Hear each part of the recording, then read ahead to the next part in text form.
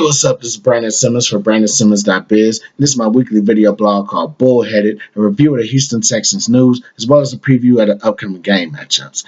Now, this week's probably going to be a little bit short of an episode because, well, it wasn't that much news to really go off on for the Texans this week.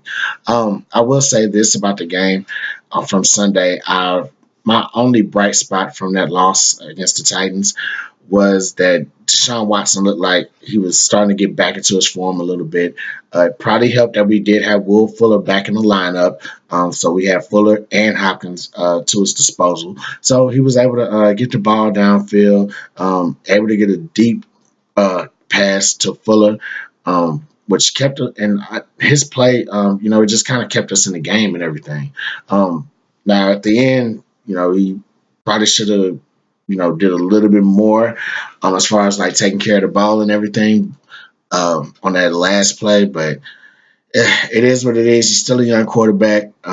Things are going to get brighter for him. Other than that, I really don't have anything else to speak on about that game. Actually, I want to talk about Clowney's taunting penalty. It was just a dumb penalty.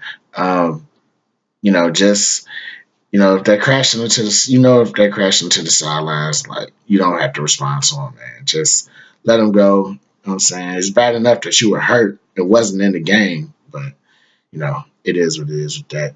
Another thing that I want to talk on is the comment that the superintendent made about Deshaun Watson.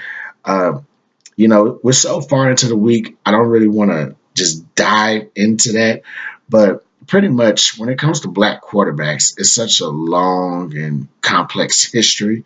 Black quarterbacks in particular. It's for the most part in the earlier days, in the earlier times, they were systematically like kind of held back from the position. It was either coaches and owners didn't even want black quarterbacks, representing their teams, or didn't want black people at that quarterback position, or it was a simple fact that they didn't think that black football players were smart enough to play quarterback. And so obviously times have gotten way better compared to then. So with that being said, I thought Coach Bill O'Brien handled that appropriately. Just even addressing that manner, just saying that, condemning the comments as idiotic, ignorant, and outdated.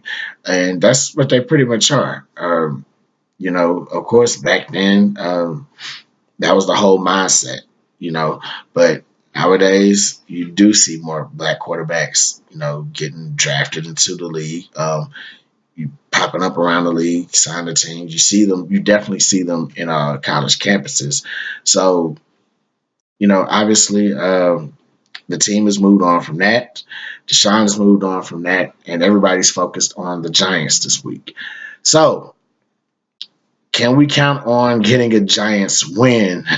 Getting a win over the New York Giants, who have been horrible these past two games, man. I was looking at some of the numbers, man. They believe they only scored like 28 points this season, just 28 after two games. And you know what? That's you can kind of say, well, that's not really nothing. It's just two games that's happened. Well, part of the reasons that they've had those 28 points is from their offensive line, which has been horrible. Eli Manning has been sacked 8 times this season. 8, count them.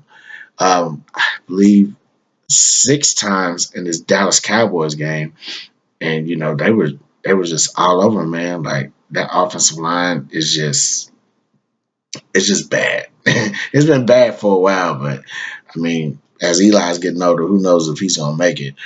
The bright spot, or the thing that we have to look out for, as far as us taking the Giants on, is their defense. It's a little bit more impressive. I believe they're number 5 overall, number 5 overall, and second against the pass. So that's something we're definitely going to have to watch out for, as far as getting the ball down the field. It might not be as easy doing it, last week. But here's the other kicker about that. They're second against the pass, but so far the only quarterbacks they played were Blake Bortles and Dak Prescott. So when you think about Blake Bortles, I mean, yeah, he was balling against New England last weekend, but he has those games where it's like he'll ball out one week, and then next week he'll come in and he'll just do some mediocre regular Blake Bortles type game. So it's definitely them being second against the pass. We could probably take it for a grain of salt and just kind of be cautious about it. But I would definitely challenge that if I was Deshaun Watson. I would definitely see how great they are against the pass. And you got to take. I mean, you got to take those chances, especially against those quarterbacks. I mean, yeah, Deshaun's still young and everything, but I definitely would take those chances against their secondary. So finally, the thing that the Texans must do for winning this game is they need to take advantage of that weak O line. So last week, Clowney was out.